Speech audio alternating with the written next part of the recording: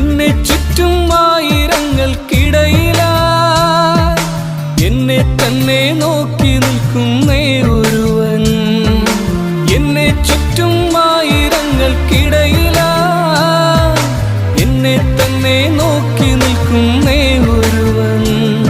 അത് യേശുവായിരുന്നു, എന്റെ രക്ഷയായിരുന്നു. അവൻ എന്റെ ശിക്ഷ ഏറ്റുവാങ്ങി നിന്നു. അത് യേശുവായിരുന്നു.